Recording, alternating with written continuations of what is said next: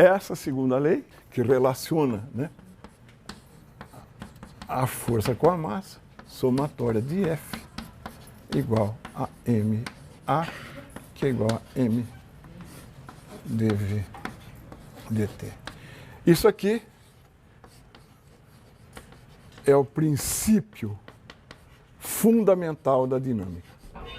A gente viu na última aula, né, a formulação da segunda lei de Newton. Agora nós vamos tentar aplicar essa lei de Newton em situações reais. Nessas situações vão aparecer forças cuja natureza é bom a gente conhecer um pouco mais. Então, as forças com as quais nós vamos estar lidando, as chamadas forças especiais, que na verdade podia se chamar forças frequentes, né?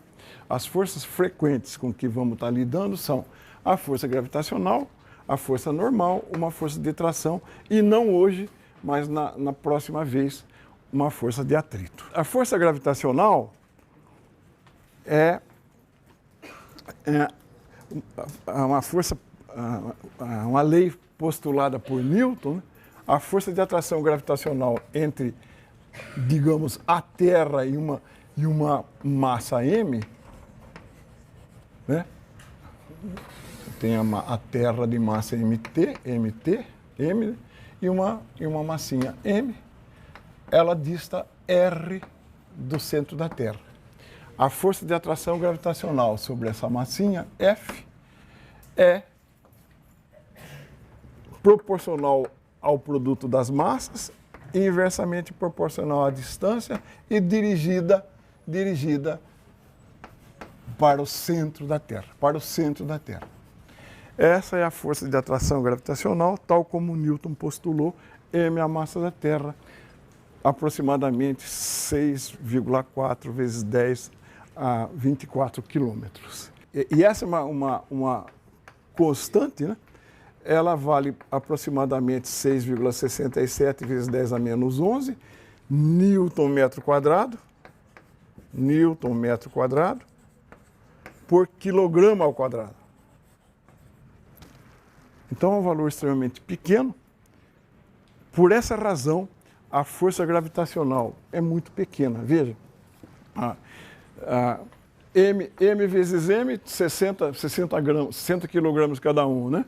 60 vezes 60, 3.600, dividido por 1 metro, 3.600, vezes G, que é 10 a menos 11. Então dá uma força extremamente pequena, razão pela qual a gente não considera, em situações normais, essa força de atração gravitacional entre nós. Mas com a Terra, em função do alto valor de sua massa, essa força é presente e macroscópica. Se eu fizer o raio perto do raio da Terra, quer dizer, se eu estiver a uma distância próxima da Terra, se o meu R for perto do raio da Terra, eu tenho o seguinte: Gm sobre o raio da Terra ao quadrado. Se eu fizer essa conta, 6,67, 10 a menos 11, 6 vezes 10 a menos 24, 6.400 quilômetros, se eu fizer essa conta, eu tenho aproximadamente 9,8 metros por segundo ao quadrado. Esse número, esse conjunto de letras, recebeu o nome de G, aceleração da gravidade. Então, F, né? F. Agora eu vou chamar de peso da força. O que é? M, que é o que faltou aqui, mg. Então, é o peso. O que é o peso, então? O peso é a força de atração gravitacional da Terra para pontos próximos de sua superfície. Será que isso é sempre verdade? A força-peso, tal como está definida, só é verdade se eu considerar a Terra como um referencial inercial. Então, para referenciais inerciais, sim, a força gravitacional é igual à força-peso. Eu vou dar um contra-exemplo simples aqui. De novo, suponha que nós estamos no Equador, né? Nós estamos no Equador. a Terra está girando com velocidade angular ômega. Nós conhecemos a velocidade angular ômega, ela é pequenininha. E o Equador é a situação mais desvantajosa, né? Então eu tenho uma massa M aqui. Bom, como é que a gente define peso na prática? Peso na prática, você vai na farmácia, sobe numa balança, o peso é a resposta, né, a normal que a balança dá à atração gravitacional local. O peso dá aquela resposta à força que está atuando na vertical sobre aquela força que está atuando em você. Então imagine você no Equador. Você está no Equador, né? Aqui você tem a força peso, né? E aqui você tem a coisa que a balança marca, né? A coisa que a balança marca. Será que o N, que é a marca da balança, é o seu peso, mg? É meio fácil ver que não. Esse sistema não está girando? Então eu vou escrever a equação da segunda lei de Newton na direção centrípeta, né? Soma de Fc igual a MAC. Estou decompondo as equações, chamei de uma direção especial. Soma das forças centrípetas soma das forças na direção centrípeta ou radial. mg concorda, n discorda. Igual a m ômega 2 R. M ômega 2 R. Então você vê que a marcação da sua balança não é exatamente mg. É mg menos m ômega 2 R. Às vezes isso é chamado de peso aparente. Ou seja, se eu desprezar a parte correspondente à não inercialidade da Terra, aí sim a atração gravitacional é igual ao peso. Ficou claro isso? Para todos os efeitos, já que nós vamos considerar a Terra como referencial, a força de atração gravitacional é o peso. But, cuidado, tá bom? Então, a força de tração. A força de tração é muito intuitiva, né? Força de tração é aquela que atua numa corda, ou num barbante, ou num fio. Então, você imagine essa situação que está na lousa ali, uma massa M1, uma corda aqui, uma massa M2, sendo solicitada por uma força F. M2, M1, né? Essa corda está esticada. F está atuando sobre esse conjunto, né? Então, essa tração tende a segurar o movimento da força F. E essa tração é quem puxa a força M1. Então, T2 num lado da corda, T1 no outro. O que dizer dessas duas trações? O que dizer de T1 e T2? Se eu supuser que a massa M da corda ou do fio é aproximadamente nula, ou seja, pegar um fiozinho bem fininho, tal como uma linha de nylon e tal, então significa que T2 menos T1 igual, tudo isso aqui está sendo acelerado para a direita com A, né? Então T1 menos T2, eu estou decompondo as forças na direção X, T1 é positiva, T2 é negativa, isso dá M vezes A. Se a massa é zero, eu tiro que T2 é igual a T1. E aí vem aquela constatação que aparece nos livros meio chavão, para um fio ideal, em vez de uma corda, um fio ideal, aquele que não tem massa, que ele é perfeitamente flexível e não estica. Um fio ideal não tem massa, você molda ele como quiser e ele não estica. Massa desprezível, perfeitamente flexível e inextensível. Com esses três predicados, um fio ideal transmite as trações.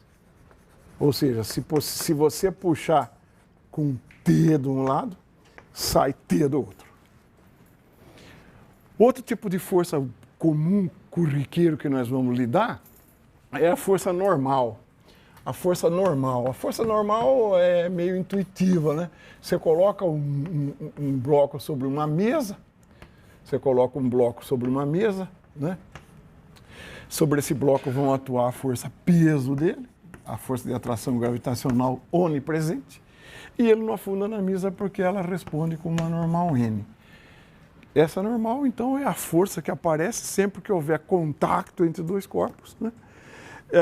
Prevenindo que um penetre no outro.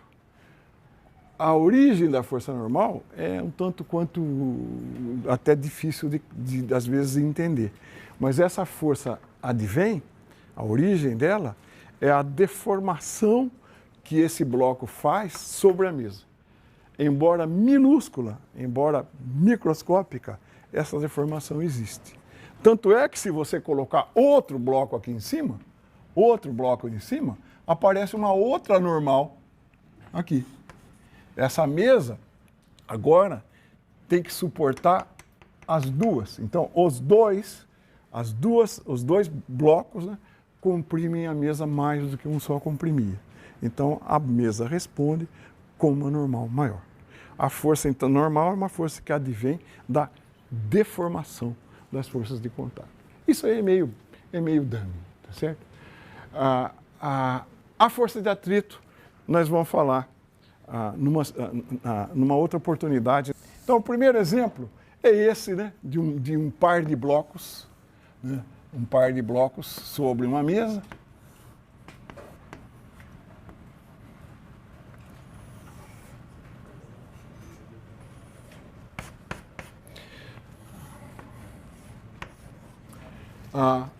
M1, M2, né? Essa roldana e o fio ideais. Uma roldana é uma polia, né? Aquele cilindro que roda. Uma roldana ideal não tem massa e não oferece resistência à rotação.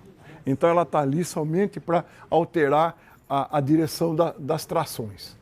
Então, nós vamos responder a duas perguntas. Qual é a tração nos fios e qual é a aceleração do conjunto? Né? Eu não estou colocando força de atrito, então isso tanto a mesa é uma superfície lisa, eu coloco M1 e M2 e faço essas duas perguntas. Então, como é que começa o procedimento? A gente começa da seguinte maneira. Ó. Suponha que eu queira estudar o bloco 1.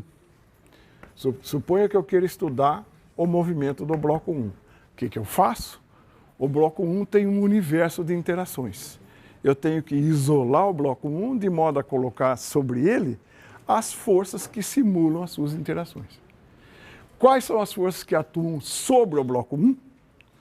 Me ajude agora. Vocês é que tem que falar, porque cada problema é um problema. Sobre o bloco 1 atua aquela famigerada força inesquecível mg. Força de ação à distância. Quais são as forças de contato que atuam sobre M1?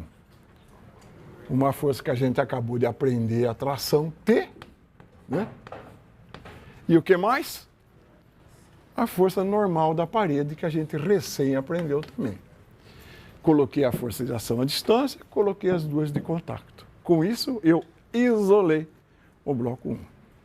Então, isola o bloco, coloca as forças, escolhe um sistema de eixo interessante para estudar. Eu vou escolher este sistema de eixos aqui. Então, eu escolho esse sistema de eixos para eu poder decompor as minhas forças e escrever minhas equações. Tá? Então, vamos estudar a equação de movimento do bloco 1? Vamos. A somatória das forças na direção x é igual a uma coisa, a somatória das forças na direção y é igual a outra coisa.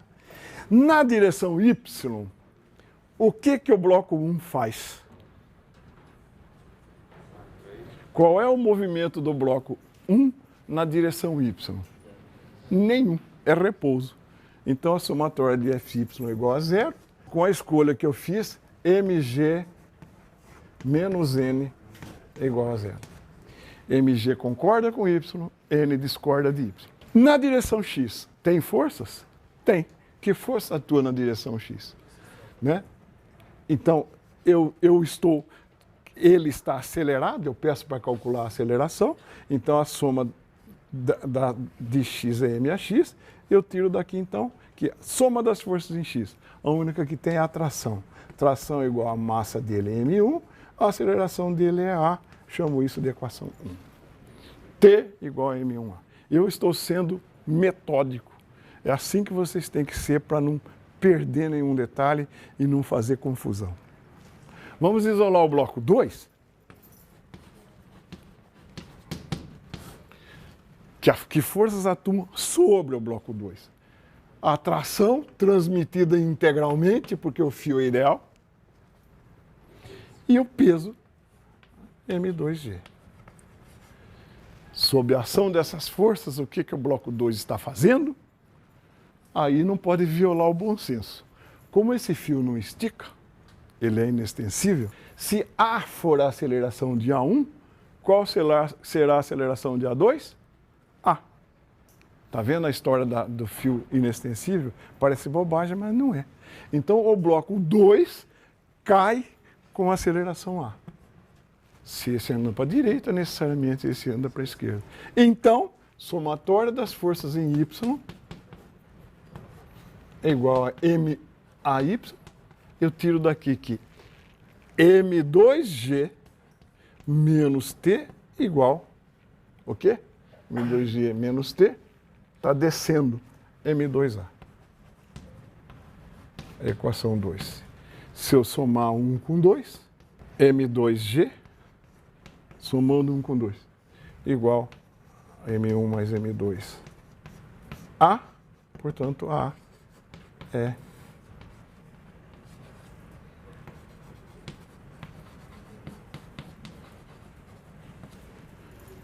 a aceleração é isso e a tração por 1, a tração é M1, M2 sobre 1 mais M2G. Isso responde às nossas perguntas. Sempre é bom, quando a gente resolve um problema literalmente, como neste caso, sempre é bom fazer um cheque se a gente não está violando situações e limites ou análise dimensional. Tá? Suponha que M2 seja 0. Isso significa que eu ponho um bloco numa mesa e peço a aceleração dele. Quanto tem que dar essa aceleração? Se M2 for 0, a aceleração é 0. Tá?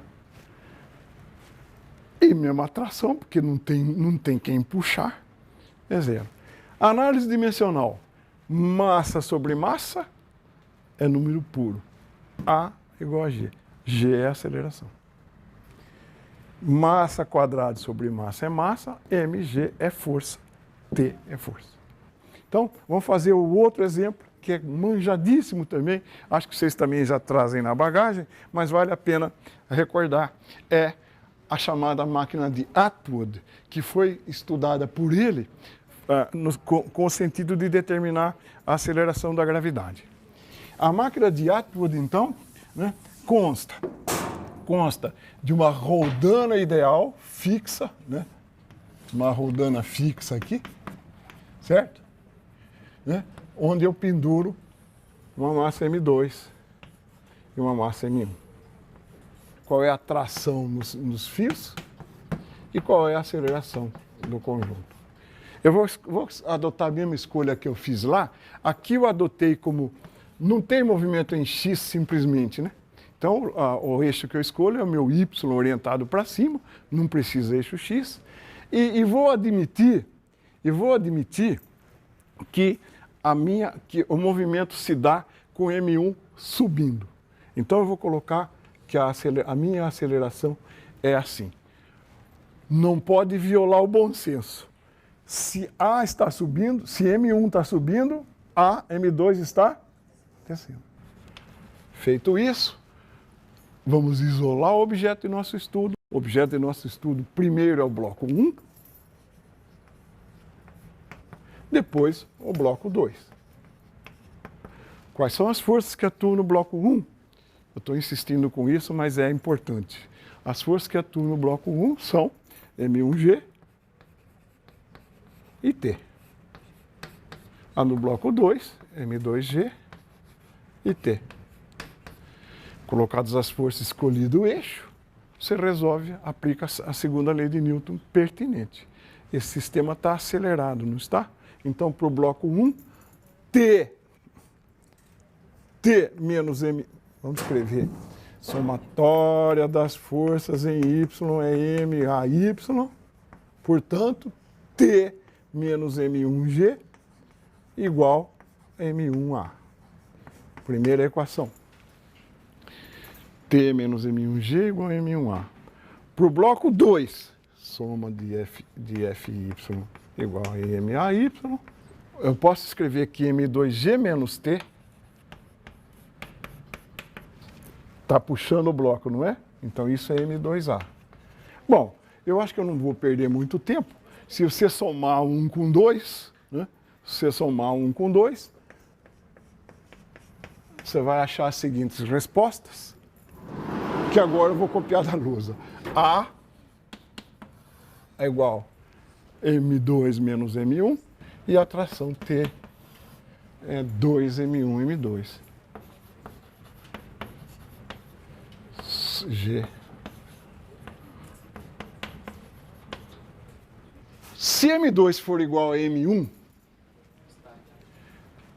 tem movimento, pendura duas massas iguais, elas ficam onde estão.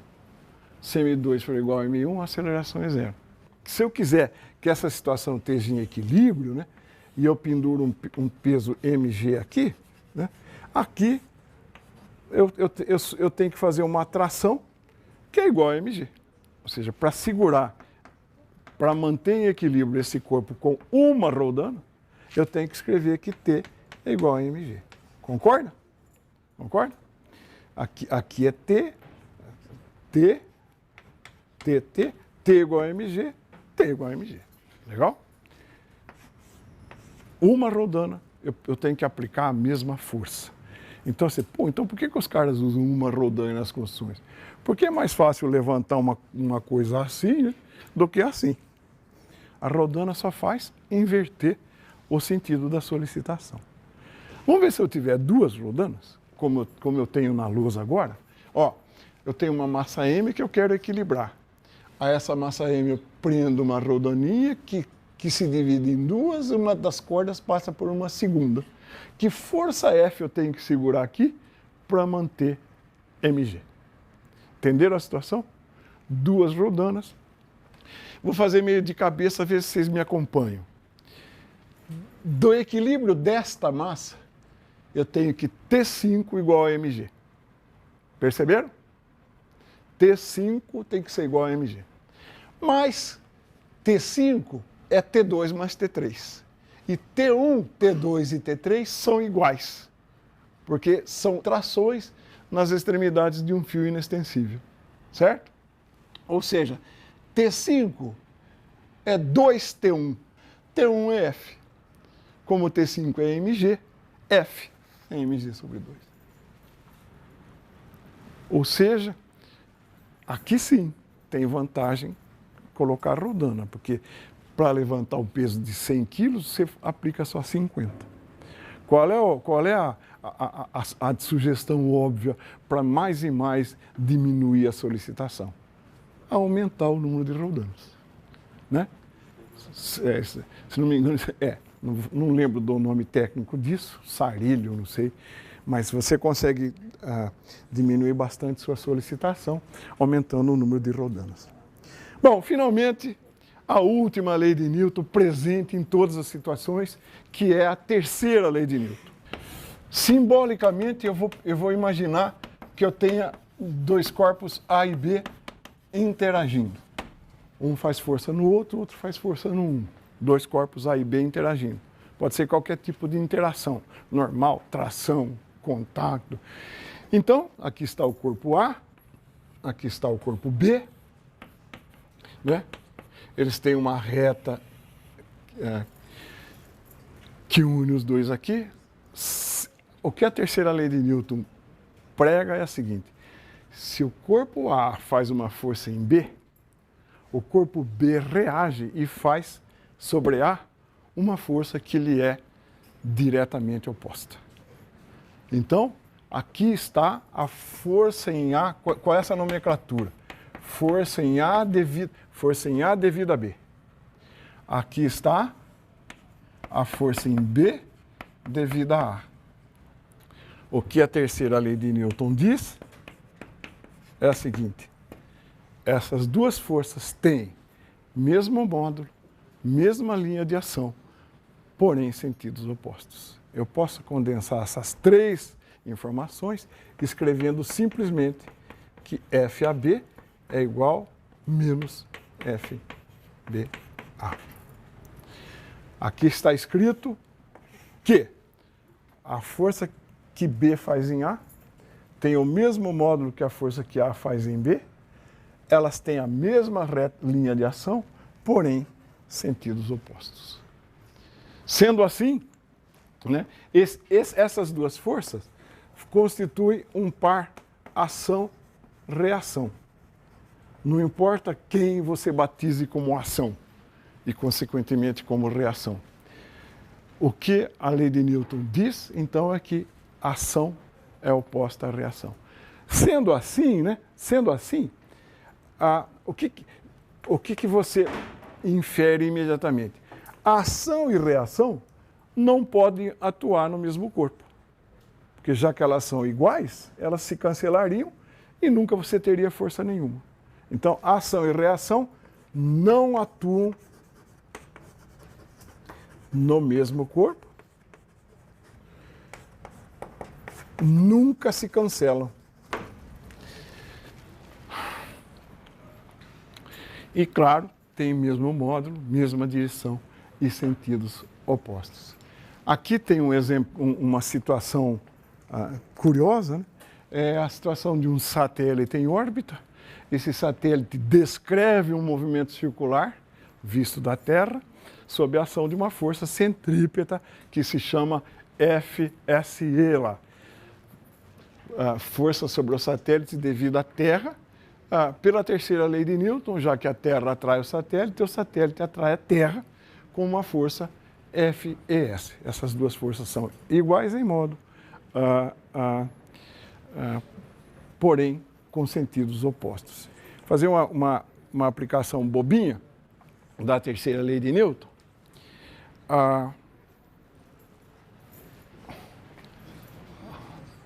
Uma patinadora de massa 50 kg empurra uma Kombi de massa 2 toneladas. Uma patinadora empurra uma Kombi. A patinadora exerce sobre a Kombi uma força de 100 newtons. Pela terceira lei de Newton, a Kombi reage e aplica sobre a patinadora uma força de mesmo modo. Com isso, com essas informações, qual é a aceleração da patinadora? Trivial, né? A aceleração da patinadora, o que é? Fazer aqui. A aceleração da patinadora é a força que age sobre ela, dividida por sua massa, que é 100 newtons dividido por 50 quilogramas, que é 2 metros por segundo ao quadrado. Essa é a aceleração da patinadora. Qual é a aceleração da Kombi? A aceleração da Kombi ou da van é a mesma coisa, é a força de interação dividido pela massa da van, que é 100 dividido por 2.000. Isso aí é 0,05 metros por segundo ao quadrado. Aí, duas perguntas cuja resposta dá para fazer de cabeça também.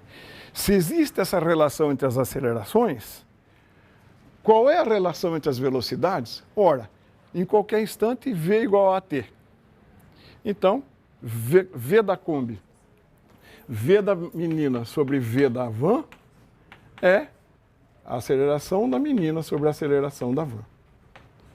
Então, é a mesma razão entre as acelerações. Espaço percorrido, como x é meio de at quadrado, instante a instante, a velocidade, o espaço P sobre o espaço da van também é AP sobre AV. A mesma relação que há entre as acelerações. Exercício um pouquinho longo. E agora vamos exercitar um pouco a nossa mente, tentando identificar pares, ação e reação. Tá? A situação é uma mesa na superfície da Terra, tal qual esta, né?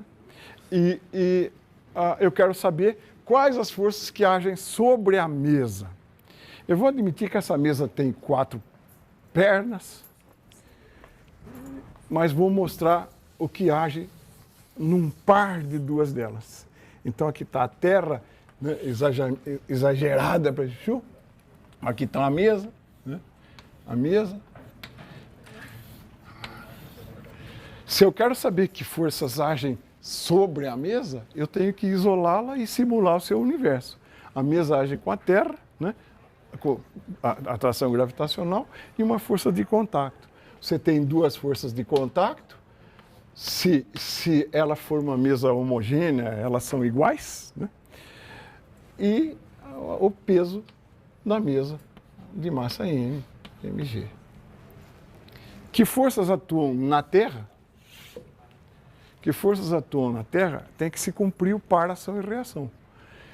Se a Terra empurra a mesa comprime a Terra com forças N para baixo. Eu não estou pondo seta. Se eu pusesse, eu teria que escrever menos N. E se a Terra atrai a mesa atrai a Terra. Então, aqui no centro da Terra, eu tenho uma força para cima, menos mg. Então, embora a gente não saiba, a gente está puxando a Terra do lugar. Né? A gente está puxando a Terra do lugar. Tá bom? Eu vou, agora, acho que para terminar a aula, fazer um exemplinho.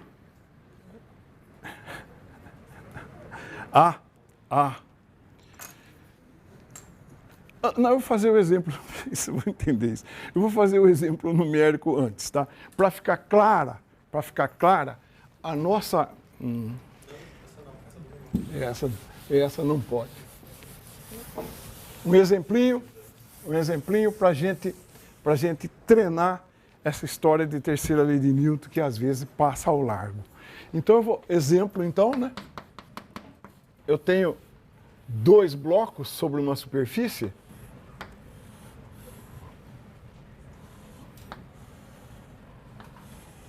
Um bloco de massa M2, um bloco de massa M1, atuados por uma força horizontal F. Eu vou dizer que F vale 30 newtons, M2 vale 10 kg e M1 vale 5 kg. Certo? Tá bom? Eu vou querer perguntar, primeiro, qual é a aceleração do conjunto? Segundo, qual é a força resultante sobre M1? E terceiro, qual é a força em M2?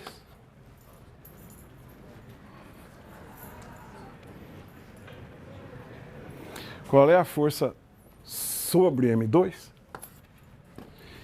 Entender? Vamos criar nosso próprio enunciado para a gente agir de acordo com os procedimentos para resolver esse problema. Eu não sei se a turma lá da ponta esquerda não está vendo, eu vou...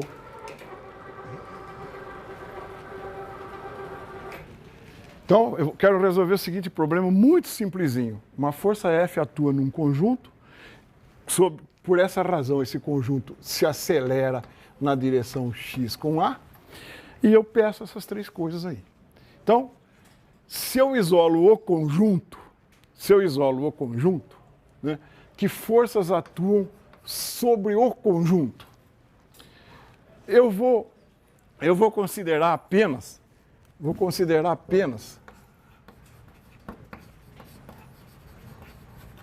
o movimento em X. Porque em Y não acontece nada. X está aqui, Y está aqui. Então, é óbvio que interessa o que acontece no eixo X. Então, que forças atuam sobre o conjunto na direção X? Qual a única força que atua sobre o conjunto na direção X se eu estiver desprezando o atrito? A única força que aparece na direção X é a força F. Então, a somatória das forças na direção X é a massa vezes a aceleração a X. Daqui eu tiro que F igual a M1 mais M2 vezes A. Portanto, A vale F sobre M1 mais M2. F é 30, M1 mais M2 são 15, então A é 2 metros por segundo ao quadrado. Legal? O item A é trivial. O item B, eu quero a força resultante sobre M1. Agora eu elejo como meu sistema o M1. Para fazer isso, eu tenho que simular a ação de todos os outros sobre ele. Então, se eu isolar o bloco M1, o que eu tenho?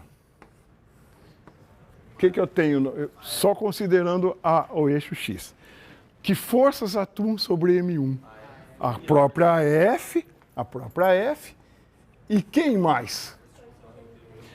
M1 empurra M2, M2 empurra M1 com uma força que lhe é oposta. Então aqui, que nomenclatura eu uso? F1 devido a 2, né? F1, 2, certo?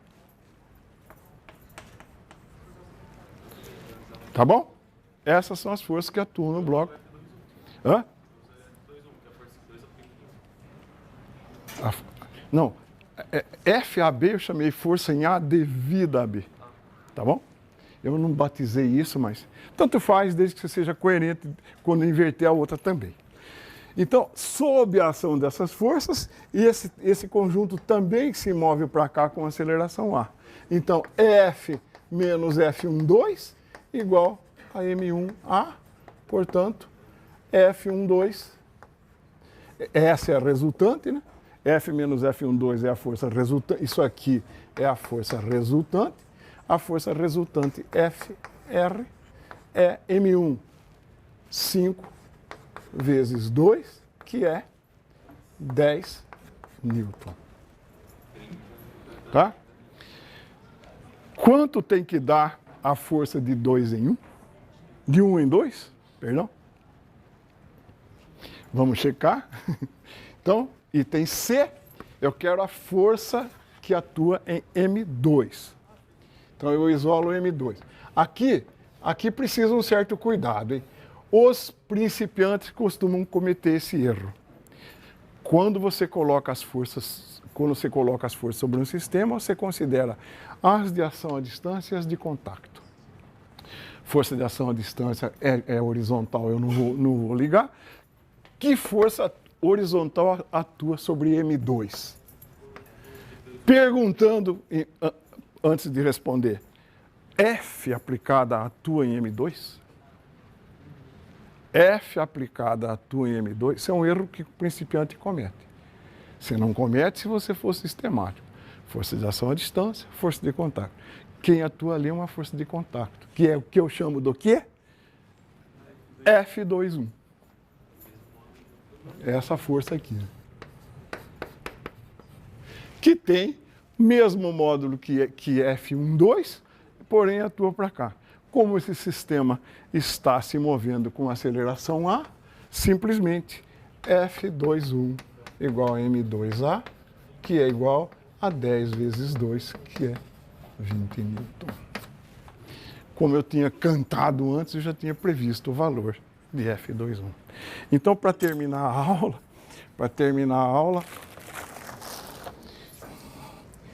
eu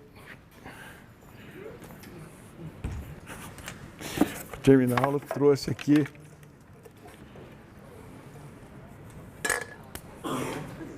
primeiro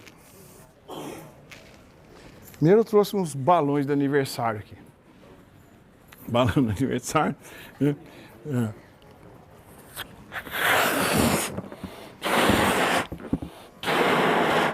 né? Aqui eu tenho um balão que eu inflei, né? Tem um balão que eu inflei.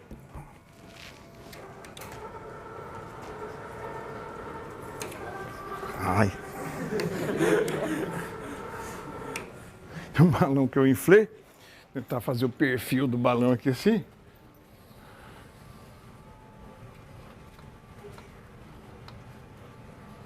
Inflei o balão, né? Se eu soltar esse balão, ele expele ar para cá. O balão faz uma força sobre o ar nessa direção, o ar faz uma força sobre o balão na outra direção. Né? Princípio do funcionamento de um foguete. Pura terceira lei de Newton. Agora eu trouxe também um aparato seríssimo aqui, que é uma... Eu vou esconder a marca. Né? Uma latinha de refrigerante onde eu fiz alguns furos com certo cuidado. Né? Fiz uns furos com certo cuidado. Vocês vão ver que cuidado é esse. Esse negócio não funciona aqui, né? Oh! Então acho que é meio aleatório. Um dia que eu não queria, funcionou, lembra?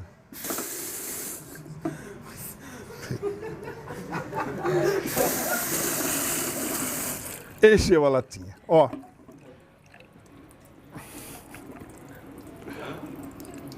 Né? Deixa eu centrar melhor o arame aqui.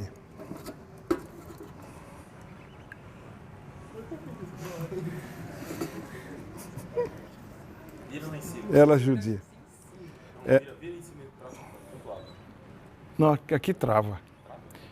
Ela é manhosa, mas ela funciona. Quando ela quer. Essa aqui. Então, ó. Eu tenho que usar a minha água, senão ela fica frustrada. Então, mais uma vez, antes que ela se esvaia, né?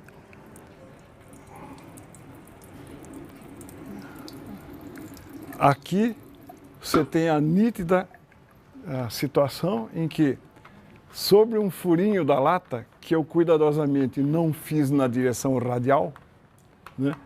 Então, você tem a lata vista aqui de topo, né? De topo, eu faço furinhos assim, tá vendo?